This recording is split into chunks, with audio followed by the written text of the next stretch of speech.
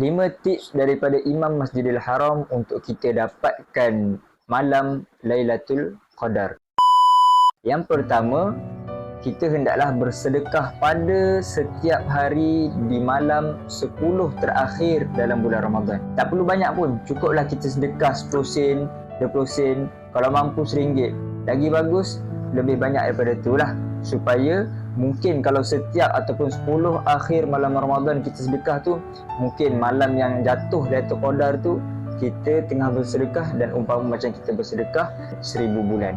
Yang kedua, kita dianjurkan untuk menunaikan sebanyak-banyak solat sunat di malam 10 terakhir dalam bulan Ramadan. Tak kisahlah solat sunat qabliyah ke, ba'diyah ke, tahajud ke, yang mana kita dianjurkan untuk solat sunat supaya mungkin kalau sekiranya malam tersebut jatuh malam Lailatul Qadar, umpama macam kita solat sunat 1000 bulan. Yang ketiga, jangan lupa untuk kita baca 3 kul ataupun surah Al-Ikhlas sebelum kita tidur pada 10 malam terakhir ni.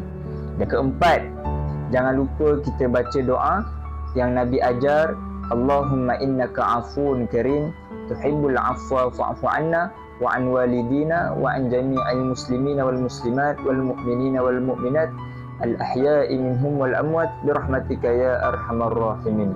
Dan yang kelima, bila mana kita berbuka puasa di 10 hari terakhir dalam bulan Ramadan ni, jangan makan terlalu kenyang. Makan cukup untuk kita ada tenaga nak beribadah pada malam hari. Supaya apa? Kalau kita makan banyak ni, kita akan jadi malaslah nak beribadah. Jadi itu adalah 5 tips daripada Imam Masjidil Haram untuk kita dapat 10 malam terakhir berserta dengan Lailatul Qadar.